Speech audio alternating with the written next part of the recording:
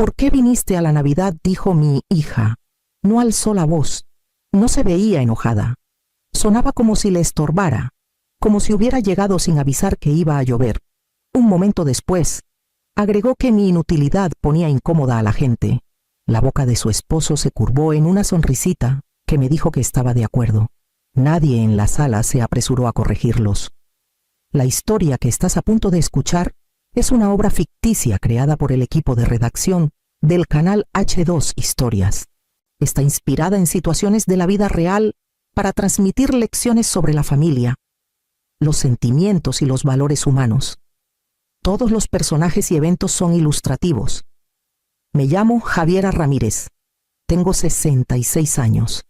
Todavía estaba parada cerca de la puerta cuando pasó, con el abrigo puesto, las llaves en la mano, el cuerpo inclinado como si tuviera que salir corriendo en cualquier momento. Había llegado como siempre puntual, preparada, cuidando de no estorbar. Traje regalos que elegí con cariño. De esos que dicen que sigo pendiente de ustedes, aunque nadie pregunte si estoy bien. Aparecer se había vuelto un hábito mucho antes de que dejara de ser una invitación. Con los años, aprendí a llegar sin hacer ruido, a esperar que alguien me notara, a ofrecer ayuda antes de que me la pidieran.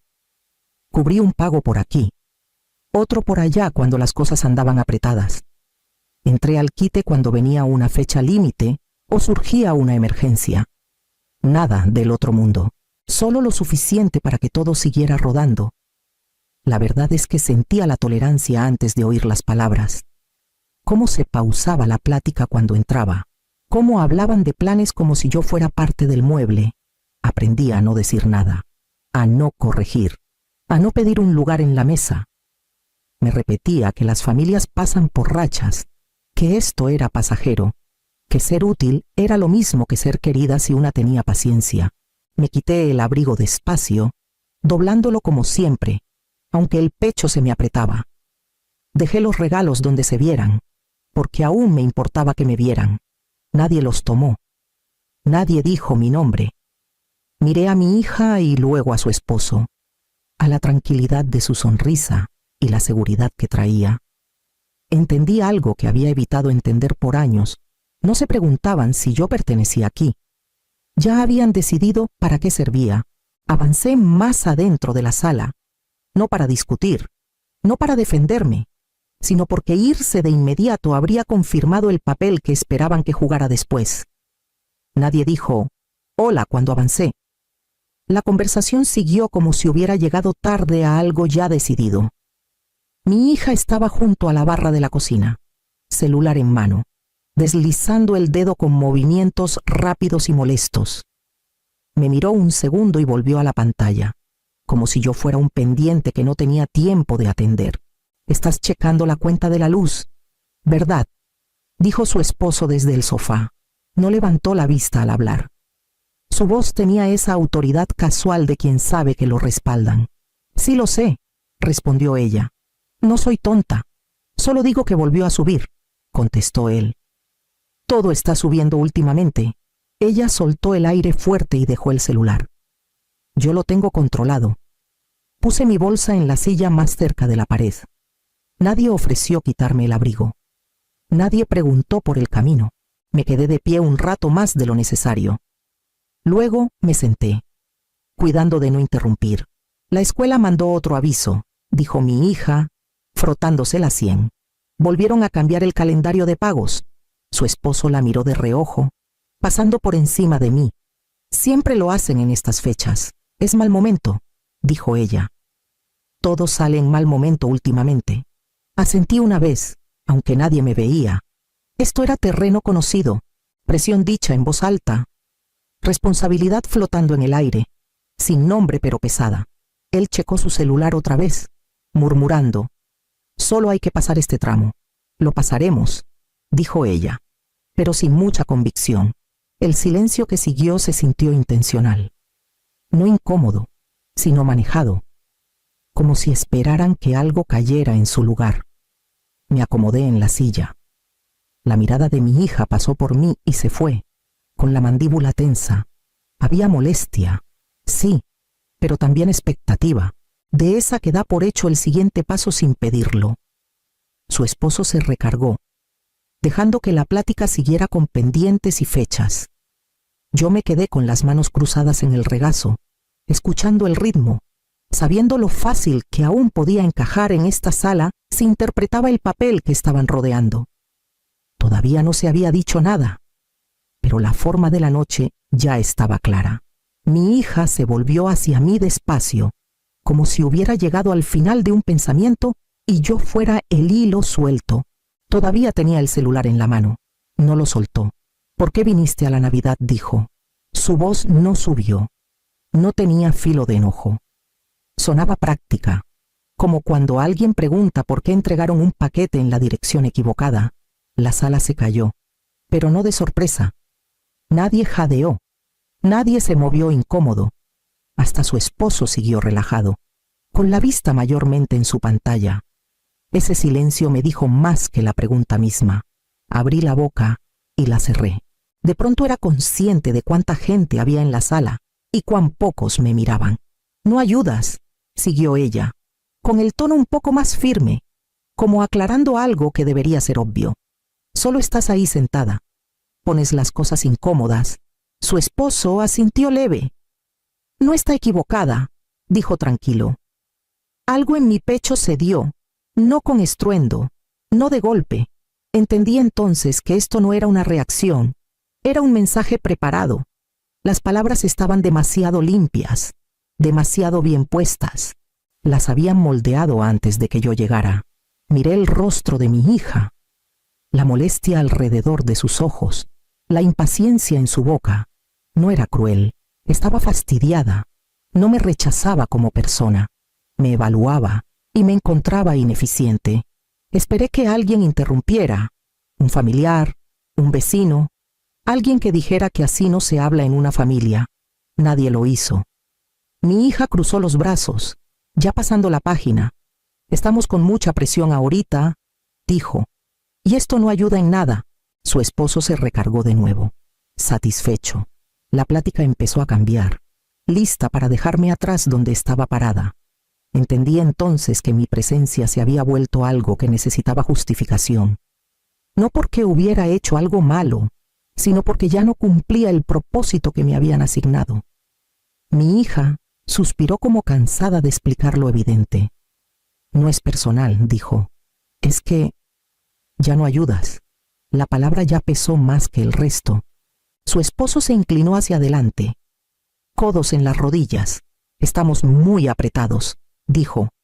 Todos lo estamos, y cuando alguien solo está ahí sentado, le carga más a la sala. No solo estoy sentada, dije, tan bajito que mi voz me sorprendió. Mi hija no se inmutó. Mamá, sí lo estás, no aportas, no arreglas nada, no quitas nada de nuestra carga. Sentí que la sala se ladeó, no porque estuviera equivocada en mi silencio, sino porque me medía con una báscula que no sabía que seguía en uso. Antes entrabas al quite. Siguió. Cuando las cosas se ponían difíciles, cuando surgía algo, eso ayudaba. Esto señaló hacia mí sin mirarme. No. Su esposo asintió, conforme pone incómoda a la gente. Tener a alguien que no jala parejo. La palabra inútil llegó entonces, sin gritarla, sin enfatizarla. Solo la dejó entre nosotros como un hecho. Entendí en ese momento que no era un insulto para herir. Era una conclusión, un resumen de mi valor actual. Pensé en los años que cubrí faltantes sin decir nada. El pago de la colegiatura cuando cambiaron el calendario. El hueco del seguro cuando dejó de correr la póliza. El préstamo que me devolvieron tarde. O ni eso. Nada espectacular. Solo constante, confiable, invisible. Ya no trabajas, agregó mi hija, con tono más plano. Estás jubilada, tienes tiempo, pero el tiempo no paga las cuentas. Ahí estaba, mi edad, bien doblada en el argumento. 66, traducidos a utilidad disminuida, experiencia reducida a irrelevante, presencia convertida en carga. Yo te crié, dije. Las palabras se me escaparon antes de poderlas detener. Ella apretó los labios. Y te lo agradezco, dijo rápido. No se trata de eso. Su esposo se recargó, cruzando brazos. Hablamos del ahora, el ahora, no la historia, no la relación, no el cariño, solo el balance actual. Columnas de esfuerzo y retorno. Miré mis manos, cruzadas en el regazo como siempre cuando trataba de no interrumpir. Al fin entendí la regla que había seguido sin saberlo: la utilidad era moneda, y el cariño era condicional. Nadie los corrigió. Nadie suavizó las palabras. La sala aceptó el marco, y con él, el acuerdo silencioso de que ya había cumplido mi función aquí. Mi yerno sonreía antes de hablar. No era sonrisa amable, ni siquiera cortés. Era chica, contenida, como si hubiera estado esperando que la sala alcanzara una conclusión a la que él ya había llegado. «Tiene razón», dijo. «Ha sido un año pesado». Mi hija lo miró, aliviada de tener apoyo. «Todo cuesta más ahora», siguió. «La luz, la escuela, el seguro, se acumula rápido. Todos estamos echando la mano donde podemos». Noté cómo dijo todos, y cómo sus ojos pasaron naturalmente por mí al decirlo. No pidiendo, esperando. «No creo que nadie quiera ser cruel», agregó, todavía sonriendo. «Solo es estresante tener cerca a alguien que no es parte de la solución, parte de la solución». La frase se acomodó junto a inútil, solo vestida para sonar razonable. Mi hija cruzó los brazos. «No queríamos decirlo así», dijo. «Pero tú siempre lo tomas mejor cuando somos directos. Siempre». Ahí estaba, la suposición metida en la frase, que yo lo absorbería, lo arreglaría, haría lo de siempre. Mi yerno se recargó, recuperando confianza ahora que la sala se había alineado. «No hagamos de esto un drama», dijo. «Es Navidad». La sonrisita se quedó en su cara, fácil y sin cuidado. No le preocupaba mi reacción. No se preparaba para consecuencias. Ya estaba pasando la página, contando con que el patrón se mantuviera. Entendía entonces que esto no era un desahogo compartido, era un cálculo. Habían medido hasta dónde podían llegar, y estaban seguros de que yo no me movería. El poder en la sala había cambiado mucho antes de que yo llegara. Solo había sido lenta en notar que nunca había sido mío. No les contesté de inmediato. Me quedé callada lo suficiente para que la sala respirara sin mí. En ese espacio, los recuerdos se alinearon solos, como esperando permiso. Cubrí la colegiatura cuando cambiaron el calendario. Dije, sin alzar la voz, 2 veces. Mi hija se movió incómoda. Eso fue hace años. Y el hueco del seguro seguí. Cuando dejó de correr la póliza y no se dieron cuenta hasta que llegó la carta, su esposo se encogió de hombros. «Eso pasa. Pasó porque me llamaron». Dije, tarde, angustiados. Siguió un silencio delgado y cuidadoso. Entré al quite cuando se atrasó el pago del carro. Agregué, cuando la cuenta bajó. Cuando movieron la fecha, no hice anuncios. No pedí gracias. La boca de mi hija se tensó. «Te lo pagamos».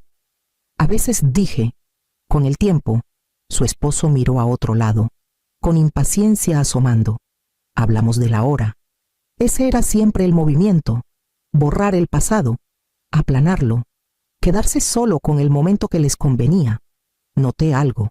Dije, cada vez que ayudaba era bienvenida, cada vez que paraba me volvía difícil. «No es justo», dijo mi hija, muy rápido. «Es constante», respondí. Sentí el peso asentarse en mi pecho. El patrón no era solo de ellos, también era mío. Regresaba después de cada desaire callado. Arreglaba las cosas. Me decía que era temporal, que las familias pasan fases, que ser útil era una forma de cariño. Les enseñé que volvería. Dije, más para mí que para ellos. Les enseñé que lo aguantaría. Mi hija cruzó los brazos. «¿Entonces qué? ¿Ahora llevas cuentas?» «No», dije, «solo las leo». Su esposo checó el celular, desinteresado, esperando que el momento pasara como siempre. Vi la seguridad volver a su postura, la tranquilidad de quien cree que el sistema se corrige solo. Entendí entonces que lo que yo llamaba amor había funcionado como acceso, y yo había estado renovando el pase sin notar el costo. No hablé de inmediato. Dejé que el silencio se estirara hasta que se notara, hasta que mi hija cambiara el peso de un pie al otro y su esposo alzara la vista, impaciente. Entonces lo dije. Entonces dejo de financiarles la vida. No alcé la voz. No agregué nada antes ni después. Lo dije como digo la mayoría de las cosas ahora, claro. Medido, terminado. La sala se congeló. No de forma dramática, solo lo suficiente para que se notara que las palabras habían caído donde no debían. Mi hija parpadeó. ¿Qué no cubro más la colegiatura? Dije. No entro al quite cuando se atrasan pagos. No tapo huecos ni arreglo nada. Su esposo soltó una risa corta y seca. Ándale, lo digo en serio, dije. Mis manos estaban firmes. Eso lo noté antes que nada. El tono de mi hija cambió, más agudo. Estás molesta. No hagamos esto esta noche. Esto no es de esta noche, dije. Es de lo que esperan de mí. Su esposo se inclinó. Hablas como si fuera una amenaza. Es una decisión, respondí. Hay diferencia. Siguió silencio. No el cómodo. El que usa la gente cuando recalcula. Mi hija negó con la cabeza. No lo dices en serio. La miré a los ojos. Sí lo digo. Nadie se movió. Nadie rió aún. La seguridad que había llenado la sala antes se había ido, reemplazada por algo cauteloso, casi temeroso. Lo sentí entonces un cambio tan sutil que se podía pasar por alto. El papel que había interpretado por años terminó, no con enojo, sino con una frase dicha tan clara que no se podía retractar. Mi hija rió primero. Salió ligero y rápido, como quitándose una pelusa del suéter. Estás exagerando, dijo. Es Navidad. Su esposo se unió, negando con la cabeza. Esto es puro drama navideño, dijo. Pasa cada año. Todos dicen cosas que no sienten. Lo siento, dije. Él agitó la mano, ya despidiéndome. Siempre dices cosas cuando estás molesta. Los demás en la sala se quedaron callados. Nadie me defendió. Nadie los cuestionó. Miraban, cuidadosos, como espectadores esperando a ver para dónde iba esto. El silencio se sentía practicado, no inseguro. Mi hija se recargó en la barra, brazos cruzados. Ya se te pasará, dijo. Siempre se te pasa. Su esposo sonrió de nuevo, con la misma confianza fácil de antes. No arruinemos la noche, dijo. Hablamos después. Después siempre había significado nunca. Después significaba que yo pediría disculpas por la tensión. Después significaba que todo volvería a ser como antes. Su risa no era cruel. Eso fue lo que se me quedó. Era segura, cómoda, construida en años de saber exactamente hasta dónde podían empujar sin consecuencias. Se voltearon, ya siguiendo, la plática regresando a planes y fechas, confiados en que el momento había pasado. Me quedé donde estaba, escuchando el sonido, entendiendo que no se reían porque creyeran que estaba equivocada. Se reían porque creían que volvería a mi lugar cuando terminara la noche. No discutí, no expliqué.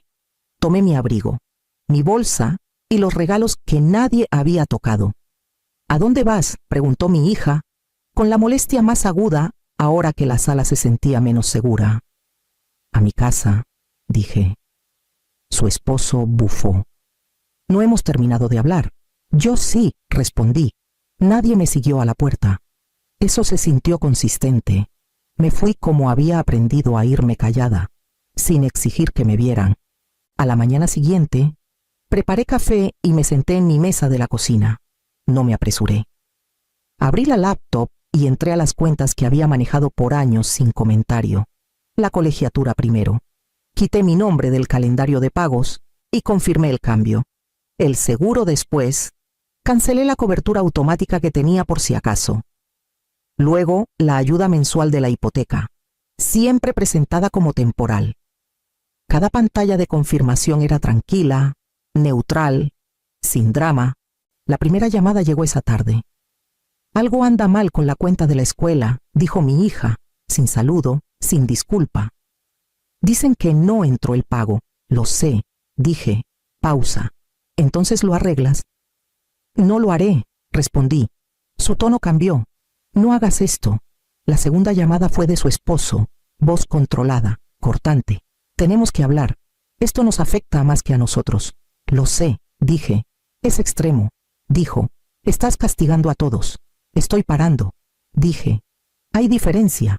Para el tercer día, los mensajes se multiplicaron. La confusión se volvió frustración. La frustración rozó la acusación. Estás siendo egoísta. Estás exagerando. No puedes cortar el apoyo así.